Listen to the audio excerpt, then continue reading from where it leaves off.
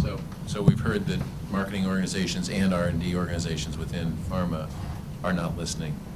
But there's a missing and piece. payers aren't interested. So we don't have much of a problem here.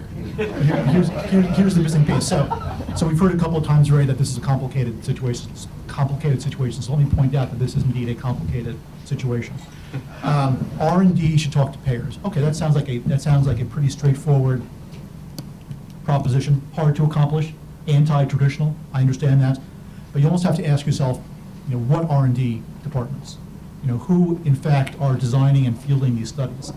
Is it the R&Ds or is it the quintiles of the world?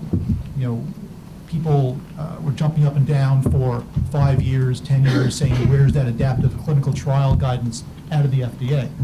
It came out, it was pretty good, pretty usable, and yet when you look at the trials that are being designed and fielded, you have to ask yourself, where are they?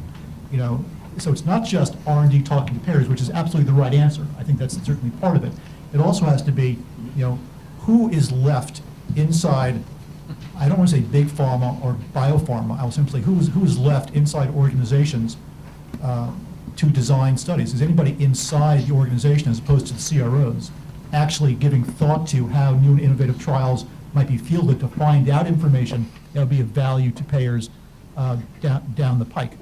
If we want people to talk to payers, who is it that we want to talk to the payers? Is it somebody in the company who is not actually designing the trial, but simply wants to get the drug to market with as narrow an indication as possible, because that has been the goal. Get the molecule get the molecule approved, get it approved as quickly as possible, even if it's as narrow an indication as plausible. That model simply does not work anymore. And where within this conversation, not to get dragged too deeply into a PDUFA 5 conversation, which we should probably drink over dinner and talk about, but where does something like a benefit risk grid conversation early in the R&D process come into the debate over having that conversation with the payer? I think the payer deserves a place at that table, but when? Clearly as early as is plausible.